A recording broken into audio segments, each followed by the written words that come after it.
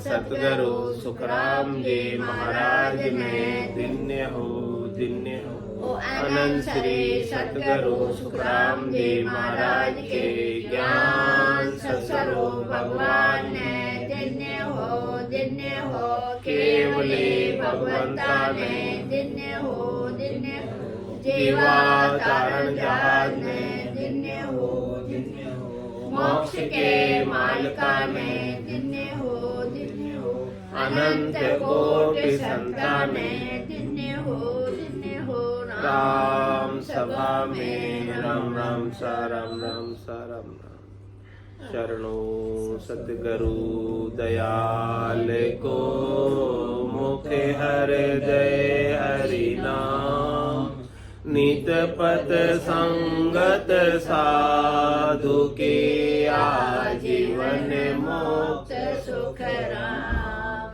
अनबे पद प्रकाश के दायक सतगुरु राम अनंत कोटि जन सहाय की ताय करूं प्रणाम सतगुरु को एको शब्द मन कोई लेवे मान तो सहज होत है संत दास मुश्किल सो आसान भक्ति भक्त भगवंत गुरु चतुर नाम बहुए जिनके पद रज परसता नासत विघ्न अनेक सब धरती कागज करऊं सब वन कलम कटाए सात समुद्र शाही करऊं सतगुरु गुण लिखा न जाए राम राम राम राम राम। आप सभी के अंदर विराजमान परमात्मा के पावन चरणों में प्रणाम। राम राम राम राम। स्वामी जी श्री रामचरण जी महाराज की अणबे वाणी प्रहलाद चरित्र चल रहा है। महाराज फरमा रहे हैं, प्रहलाद जी कह रहे हैं, माया सूरची ताहि विसारे मिथ्या जन्म विषय संग हारे स्वप्ने में राजधानी सांची जाग परे तब दिसे काची यही विदित है राज सब जाई कर विचार अरु ध्यान संभाई के वो जाए के आपन मरिए तो पिता विष्णु के से परिहरी मात पिता कलत्र कुल बंधु दह दह प्रति मिले समंधु सुख संपत्ति अरु विषय रस भोगा पशु पंखी हूँ लहे संजोगा पर यही देखा थिर नाही पूरब जन्म के कृत अब आही ताते हरि बिन कहूँ न सुख सदा संगाति परम पिबक। जब हिरण्यकश्यप ने कहा था प्रहलाद को कि हे प्रहलाद, तू मेरा उत्तराधिकारी है, राजगद्दी का मालिक है, तू मेरे साथ विद्रोह करके तू राजगद्दी से वंचित हो जाएगा। तो प्रहलाद ने कहा कि ये तो सब माया से रची हुई, इसमें मैं यदि लगूंगा, इसमें मैं यदि बसूंगा, इसमें मैं यदि आऊंगा, इसे मैं स्वीकार करूंगा तो मुझे तो वापस 84 में जाना ना पड़ेगा। तो मैं इन विषयों के संग मैं अपने जन्म को क्यों हारूं, जो देव दुर्लभ मुझे जन्म मिला है मनुष्य का, जिसकी इच्छा देवताओं के राजा इंद्र करते हैं, ब्रह्मा जी जैसे बड़े देवता करते हैं, वो मुझे प्राप्त है। तो मैं इन संसार के 3 लोकों के कामों में पढ़कर मैं अपने इस हीरे के समान मिनखा देह को ऐसे ही नहीं हारना चाहता। यहाँ के त्रिलोकी के सुख कैसे हैं, जैसे स्वप्ने में राजधानी सच्ची होती और जागने पर कच्ची होती। ऐसे ही संसार के सारे सुख सच्चे लगते हैं, लेकिन ज्ञान दृष्टि में जब सतगुरु के ज्ञान में आप जाग जाओगे तो सकल व्यवहार हो गया झूठा। आपके लिए सारे संसार के व्यवहार नाटक रूप हो जाएंगे, खेल रूप हो जाएंगे। आपके सुख या दुख का कोई कारण रहेगा ही नहीं। किसी भी व्यवहार से आप सुखी नहीं होगे, किसी भी व्यवहार से आप दुखी नहीं होगे, क्योंकि व्यवहार आपको अनुकूल भी मिल सकता है और व्यवहार आपको प्रतिकूल भी मिल सकता है। कोई गारंटी नहीं कि हमेशा सुख ही सुख रहे, कोई गारंटी नहीं कि आपके साथ सब अच्छा ही बर्ताव करे। अच्छा बर्ताव करने वाला अच्छा लगता है, बुरा बर्ताव करने वाला बुरा लगता है। तो महाराज कह रहे कि दोनों ही बर्ताव आपके लिए झूठे हो जाए, यानी अच्छे बर्ताव से भी आप खुश ना हो और बुरे बर्ताव से भी आप दुखी ना हो। लेकिन हमारा स्वभाव, हमारे मन का स्वभाव है कि अच्छे बर्ताव से हम खुश हो जाते हैं और बुरे बर्ताव से हम दुखी हो जाते हैं। लेकिन जिसके ज्ञान उदय हो जाता है वो तो सुख दुख दोनों अज्ञानी के। ज्ञानी माने नाही, रामचरण गिरि सिंधु जल जोंदी से दर्पण माही। सुख और दुख अज्ञान अवस्था में भासते हैं, ज्ञान होने पर सुख सुख न रह जाता और दुख दुख न रह जाता है, दोनों ही भ्रम सिद्ध हो जाते हैं। जैसे सपने से जागने पर सपने के सुख और सपने के दुख सब भ्रम सिद्ध हो गए, ऐसे ही ज्ञान में जागने से संसार के सुख और संसार के दुख भी भ्रम सिद्ध हो जाए।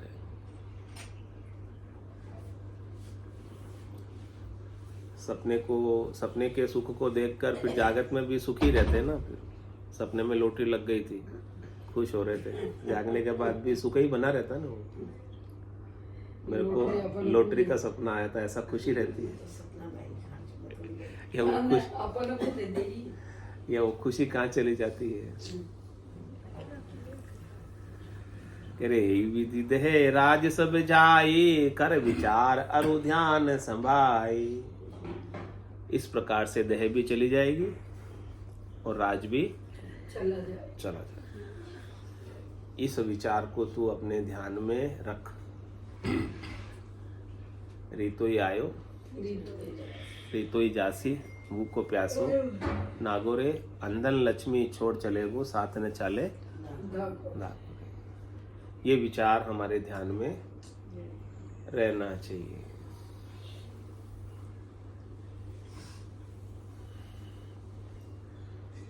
क्या विचार के वो जाय के आपन मरिए, तो पिता विष्णु कैसे परिहरिए। कह रहे हैं कि यहाँ तो जो वस्तु या राज प्राप्त हुआ है वो छिन जाएगा मेरे से, या वस्तु छिन जाएगी, वस्तु चली जाएगी, वस्तु का सुख चला जाएगा, ठीक है। और नहीं तो हम खुद ही देह छोड़ के चले जाएंगे, यानी हमारी देह छूट जाएगी। जिस देह के माध्यम से हम सुख का भोग कर रहे थे वो सुख हम भोग नहीं पाएंगे, ये देह नहीं रहेगी। दो में से एक ही होगा ना, सुख के साथ।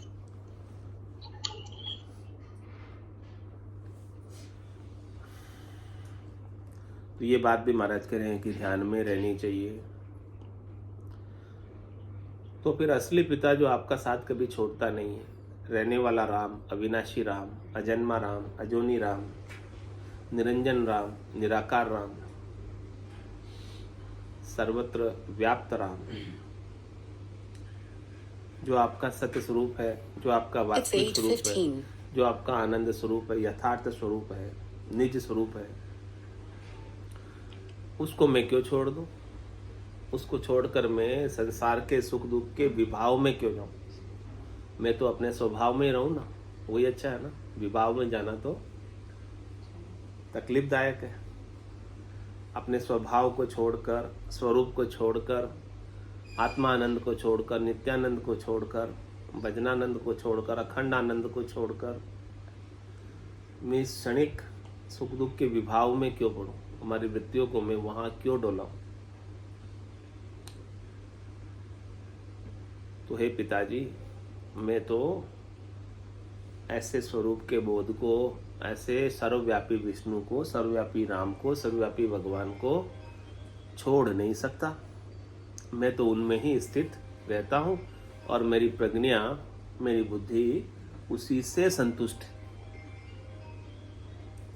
मुझे इसके अलावा और कुछ चाहिए ही नहीं। ये तो मिला हुआ है, हाँ। उसको प्राप्त करना है। हाँ तो मिला हुआ है, उसको क्यों सोचना? हाँ, जो मिला हुआ है उसके आनंद में मैं रहना चाहता हूँ। मुझे और कोई प्राप्त करने के लिए बाकी नहीं है। मुझे कोई प्राप्त करने के लिए करनी क्रिया, कुछ उपाय, मुझे कुछ करना नहीं है। तो बताओ, मैं अपने विष्णु को, हमारे राम को, हमारे भगवान को मैं कैसे छोड़ सकता हूँ? कैसे उसके नाम के सुमरण को छोड़ सकता हूँ? उनका नाम का सुमरण ही तो हमें उसकी याद दिलाता है, हमें भूलने से बचाता है। नाम का सुमरण हमारे स्वरूप को हम क्या करते हैं, बार बार भूल जाते हैं, भूल पड़ जाती है बार बार। तो नाम के सुमरण से भूल का सुधार हो जाता है। भूल की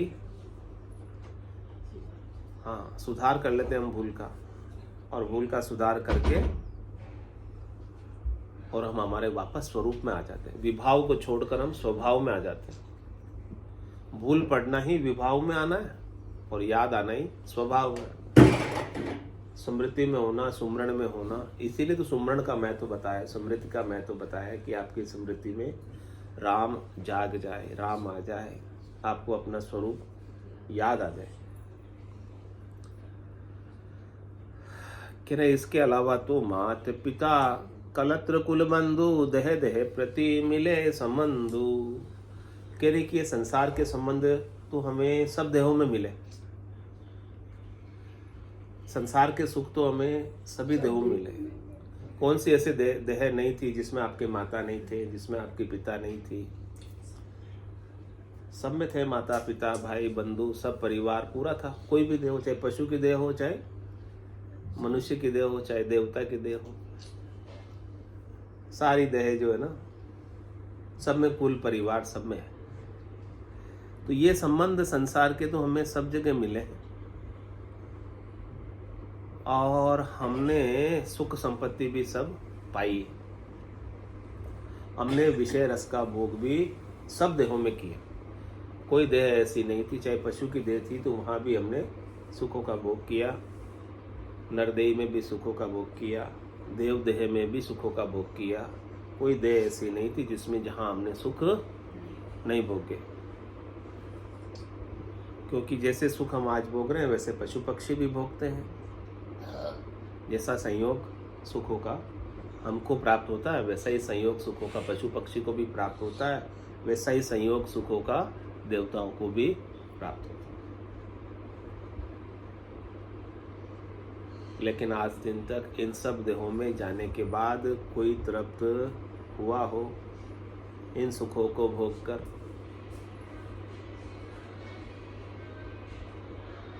तृप्त वही हुआ है जिसे सद्गुरु का ज्ञान मिल गया और ये बात समझ आ गई कि ये सुख क्षणिक है, नाशवान है, प्रकृति के बने हुए हैं और मैं इनसे अलग एक चेतन तत्व।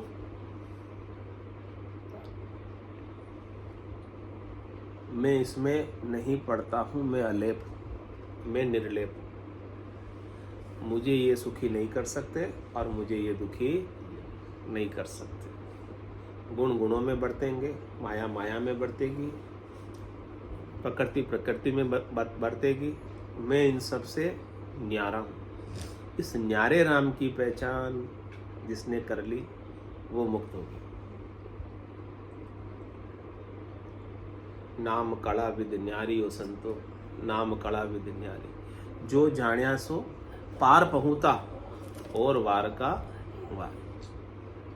ये जो नाम की कड़ा है न्यारे राम की, चौथे राम की, इस राम की कड़ा को जिसने जान लिया, इस कुदरत कला को जिसने जान लिया, इस अविनाशी राम को जिसने जान लिया, न मरने वाले राम को जान लिया, वो तो पार पहुंचने का मतलब जन्म मरण से रहित अपने स्वरूप को पा लिया।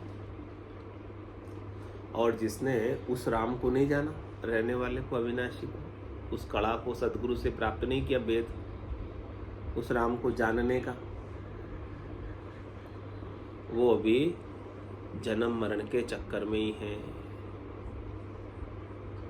जन्म मरण का भ्रम अभी उनका निवृत्त नहीं हुआ, क्योंकि वो अपने आप को शरीर ही मान रहे इसलिए मर रहे, वो अपने आप को जीव ही मान रहे इसलिए एक देह को छोड़कर दूसरे देह में जा रहे, क्योंकि उन्हें न्यारे राम की कला, अलेप राम की कला नहीं मिली, उसकी समझ नहीं आई। वो समझ आना जरूरी है अलेप राम की, जो सब में रहते हुए भी सबसे अलेप है, सबसे न्यारा है, वो आपका स्वरूप है। वो है करता है, करता भी नहीं है कुछ, ऐसा आपका स्वरूप है। करता राम को पहचानो, अलेप राम को पहचानो, सतस्वरूप राम को पहचानो। जिसने पहचान लिया वो तो पार पहुंच गया, और जिसने पहचाना नहीं वो वार का वार ही इधर ही 84 में सुख दुख पाने के लिए खड़ा इधर ही है।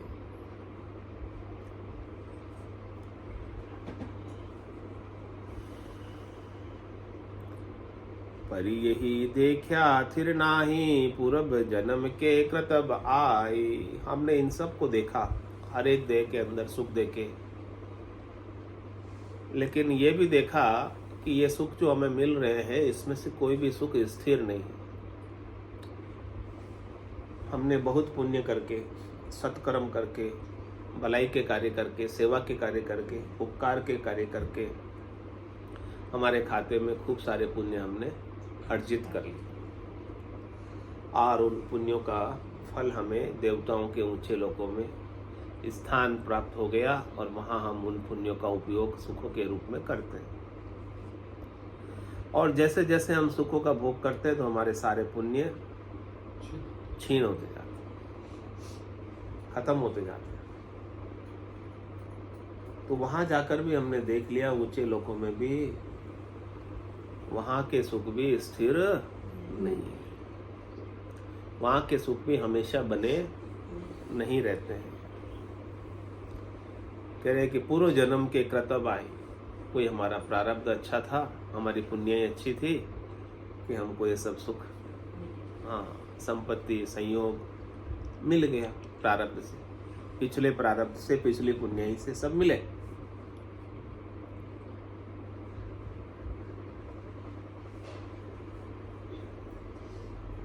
तो ये भी सब पुण्य ही कितनी देर रहेगी? तो कह रहे हैं कि ये भी स्थिर रहने वाली नहीं। तो अब क्या करें? ताते हरि बिन कहूँ न सुख, सदा संगाति परम पिवक। इसलिए कहते हैं कि हरि के बिना, राम के बिना, अविनाशी के बिना, सस्वरूप के बिना, आनंद स्वरूप के बोध के बिना कहीं भी सुख मिलने वाला नहीं। जहाँ जावे जहाँ काल गरा से, चमड़ो लारे लागो रे, सहज राम भज राम स्नेही, रहे न कोई दागो रे। तो इन सुखों की प्राप्ति के लिए कहीं भी चला जा, ये काल तुझे कहीं भी बख्शेगा। काल सबको खा जाता है, काल सुख को भी खा जाता है और काल दुख को भी खा जाता है, क्योंकि ये सब काल के अंतर्गत आते हैं, टाइम बाउंड है, सब समय के अंतर्गत आते हैं, घड़ी के अंतर्गत आते हैं। घड़ी, काल, समय ये सब एक ही है, पर्यायवाची है, अलग नहीं।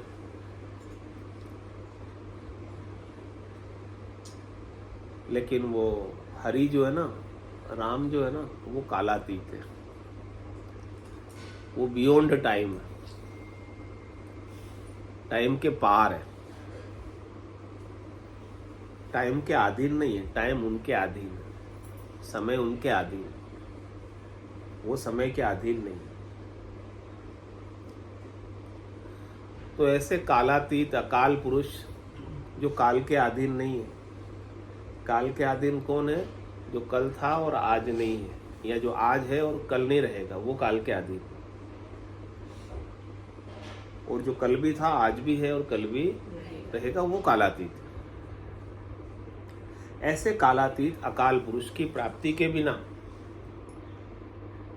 यानी उस अकाल पुरुष कालातीत को देखने से भी आपका काम नहीं सरेगा, उसके दर्शन से भी आपका काम नहीं सरेगा। आपके वृक्ष की छाया है, उसको देख ली, छाया वहाँ है, आप तो धूप में ही खड़े हो ना, छाया वहाँ दिख रही है, तो क्या छाया को देखने से आपके अंदर ठंडक व्याप जाएगी? छाया के दर्शन तो कर लिया आपने, दर्शन करने से काम बन जाएगा ना।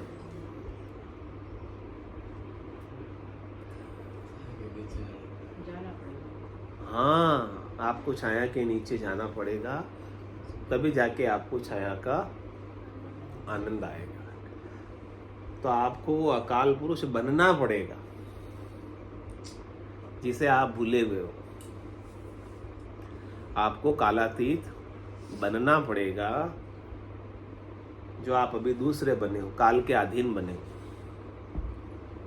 तो काल के अधीन वालों को तो भूलना है और कालातीत को सुमिरना है, याद करना है। सुमिरण किसका करना है? अकाल पुरुष का, नहीं मरने वाले का, रहने वाले का, उसकी याद करनी। उसकी याद आते ही आपके सारे दुख, सारे त्रास, सारी तकलीफ समाप्त, क्योंकि आप उसकी छाया के हेठे आ गए। संतोष आ जाएगा, शांति आ जाएगी, शीतलता आ जाएगी, धैर्यता आ जाएगी, आनंद आ जाएगा, सद्य सुख लील विलास आनंद मिल जाएगा। जो सुख चाहे तू सदा शरण राम की ले, के नानक मेरे मना, ये दुर्लभ मानुष थे। सुख का सागर राम है, दुख का भंजन हार, राम चरण तजिए नहीं, बजिए बारंबार। तो केवल दर्शन ही मत करना, आप स्वयं वो बन जाना। जिसको याद करते ना, उसके जैसे आप स्वयं हो जाते। तो राम को याद करके राम ही हो जाना, परमात्मा ही हो जाना। जीवात्मा मत रहना, शरीर मत रहना। ताते हरि बिन कहूँ न सुख, सदा संगाति परम पिवख। क्या करे वो संगाति? सदा है, यानी वो आपका संग कभी छोड़ता ही। हाजर सु हाजर खड़ा, जब देखो तैयार। लेकिन वो देखने वाली आंख हमारे पास नहीं है, सूझ वाली आंख हमारे पास नहीं है। सूझ वाली आंख, देखने वाली आंख सदगुरु देते हैं। वो चश्मा सदगुरु बनाते हैं, तब जाके कुछ दिखने में आता है, पढ़ने में आता है। सूझ हमारे भीतर पैदा करते हैं, प्रकट करते हैं, जागृत करते हैं सदगुरु, कि वो सदा संगाती। सदा यानी कभी साथ है, कभी साथ नहीं है, ऐसा नहीं है। यानी आपके इस देह पाने से पहले भी वो आपके साथ था, और इस देह को छोड़ के चले जाओगे फिर भी वो आपके साथ रहे। इसका प्रमाण क्या है?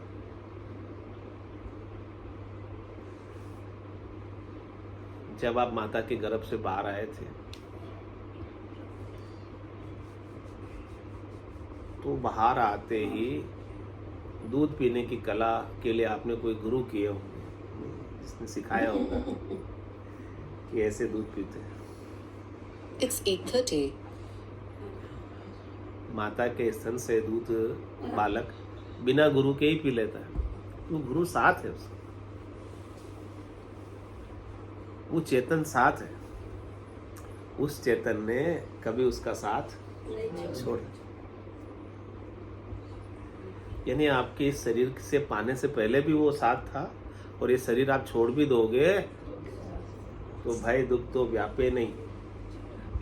सदा संग गुरुदेव, हमारे तो वो गुरुदेव जो है ना, सदगुरु साथ में ही है। वो कभी संग हमारा नहीं छोड़ते। वो नहीं छोड़ते, लेकिन हम छोड़ देते हैं। हम उनके ज्ञान को छोड़कर हम मनमुखी हो जाते हैं। तो सदा संगाति परम पिबख, ऐसे वो परम अमृत पिलाने वाले, अमर कर देने वाले आपके संग ही रहते हैं, लेकिन आपको सूझते नहीं सदगुरु के बिना। तो ऐसी बात प्रहलाद जी की सुनकर हिरण्याकश्यप को क्रोध आया और अधिक। संतों को तो शांति आ गई, और राक्षसों को विष्णु कहते सो उठ्यो रिसाई, मारो बेग भाग नहीं जाई, या के मन तो और ही आई, जाते में दुख पाऊं माही। चंदन के बन उपजो बासु, जब तब करे कुटुंब को नासु। जैसे सरफ अंगूठा लागे, नकशिक लहर हलाहल जागे। तांते काट अंगूठा डारे, मोह करे तो सर्वस हारे। तन को दुख न काय सुहाई, बिन बूटी से वेदन जाई। शत्रुपुत्र को वेश बनायो, कुल अंगारन काहू भायो। तब सरप सिय रुस्वान लगाए, अंतर जामी निकट न आए। बहुरी नाग फांस सो बांधे, समुंदर भोर दे त्यारा दे। तब तिन गह पर्वत तन चापे, डोली धरणी शेष सिर कापे। पर्वत भय मनोहु सिर फूला, छूट फांसी जल थल समतूला। सकल व्यापी सब में राखे, जन प्रहलाद राम सत भाके। इस प्रकार से प्रहलाद जी ने उस ब्रह्म का, उस विष्णु का, उस राम का, उस नारायण का नाम लेना नहीं छोड़ा। तो हिरण्याकश्यप को और अधिक क्रोध आया। कहा कि मारो बेग भागने जाए, कहीं ये भाग न जाए, इसे तो तुरंत ही मार देना अच्छा है। क्योंकि इसके मन में तो मैं कितना ऐसे समझाने का प्रयास कर रहा हूँ, इसके मन में तो ऐसी बात बैठी हुई है दृढ़ पक्की निश्चय कि ये बहकाने से भी, समझाने से भी बहकता नहीं है, समझता नहीं है। इतनी दृढ़ाई, इतनी पकाई, सब प्रकार से साम दाम दंड भेद इसकी भक्ति को छुड़ाने के लिए मैंने इसके ऊपर अप्लाई कर दिए, लगा लिए, कष्ट दे दिया, दुख दे दिया, तकलीफ दे दी, फिर भी ये अपने ब्रह्म होने के, स्वरूप होने के, सत होने के भान को नहीं छोड़ता। हाँ, खंबे तो आज भी बहुत है, लेकिन प्रहलाद जैसी दृढ़ता नहीं। ऐसी मजबूती हमारे अंदर आ जाए, ब्रह्म होने की, तत्व होने की, स्वरूप होने की, राम होने की।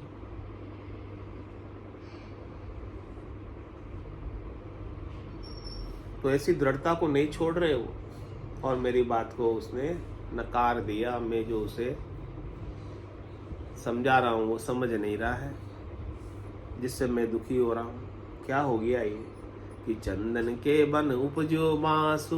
ये तो ऐसा हो गया कि हमारा राक्षस कुल तो चंदन का वन है, और उसमें एक प्रहलाद जो है ना, विष्णु भगत एक बांस की तरह उत्पन्न हो गया है। चंदन के वन में बांस लग गया। जब तब करे कुटुंब को नासु।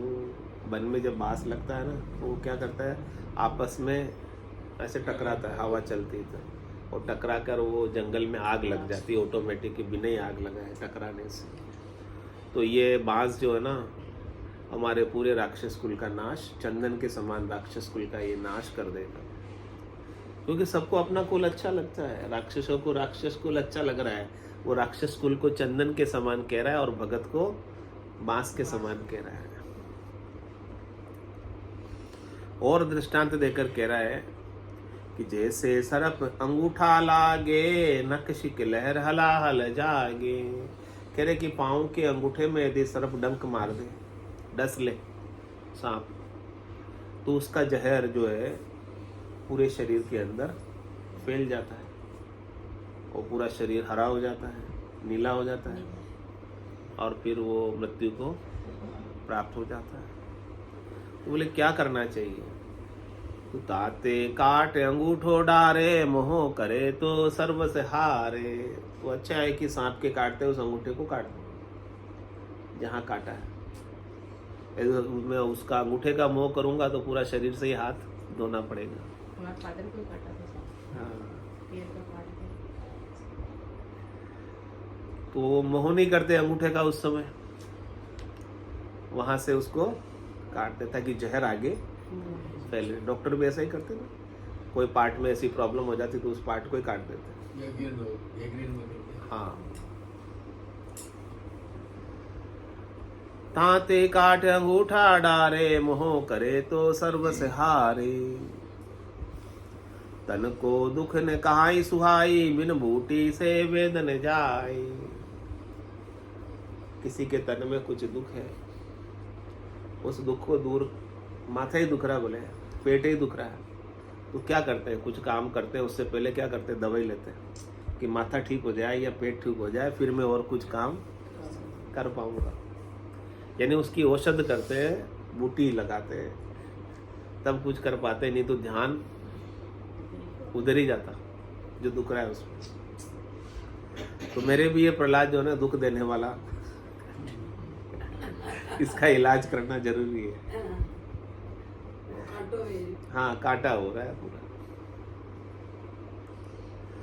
अरे शत्रु पुत्र को वेश बनायो, कुल अंगारन काहू भायो। कोई न कोई जो है ना मेरा दुश्मन, मेरा शत्रु पिछले जन्म का होगा, जो मेरे पुत्र के रूप में मेरे घर में आकर जन्मा है, जो मुझे दुख दे रहा है, मेरी बात नहीं मानता, मेरे कुल की मर्यादा को, मेरी मान बढ़ाई को छोड़ दिया इसने, मेरी परवाह करता ही नहीं है, मेरी बात सुनता ही नहीं है। यदि मेरा हितैषी होता है तो फिर मेरी बात सुनता। ये तो कोई दुश्मन ही आया है, दुश्मन ही निकाल रहा मेरे से। और पुत्र का वेश बनाकर आ गया मेरे कुल में।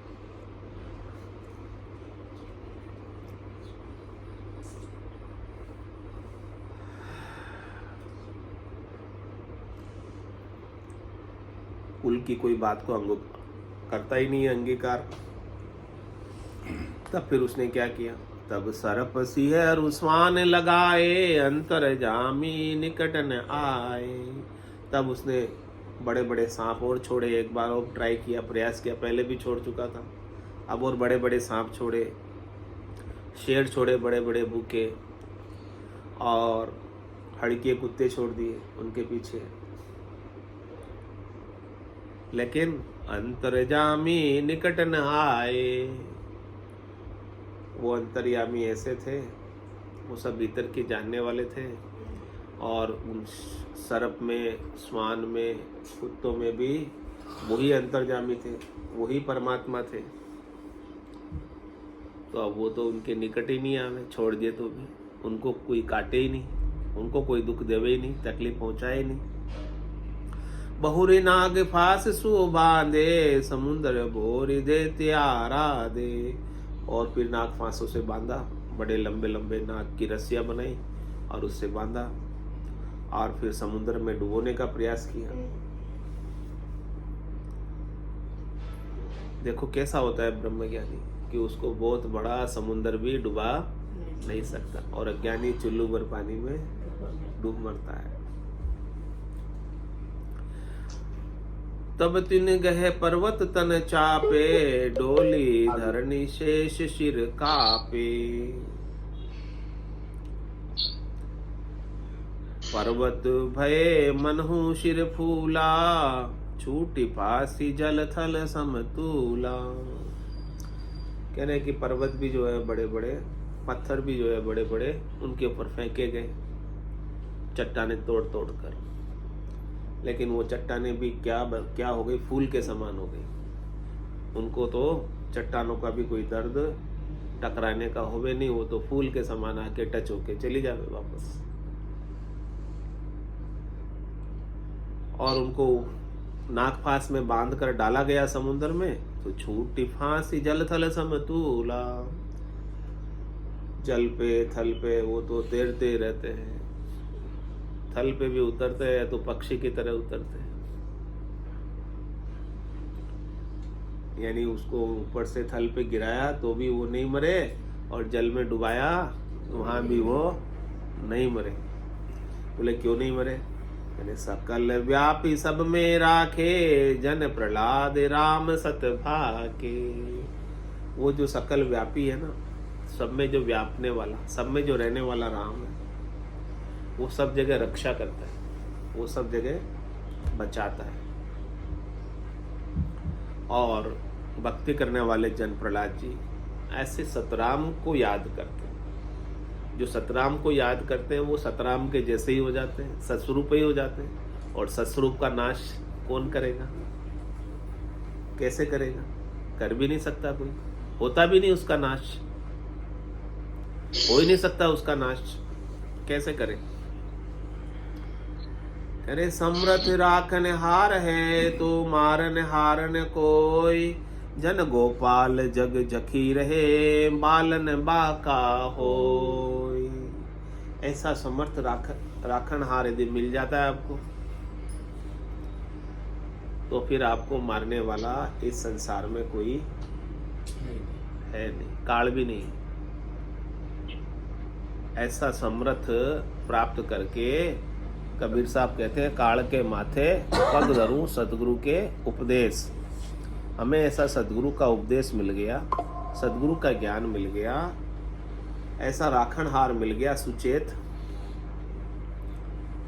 कि अब हमें मारने वाला कोई बचा ही नहीं संसार, कि हमें मार दे, हमारी मृत्यु कर दे, ऐसा अब कोई इस संसार में है ही नहीं।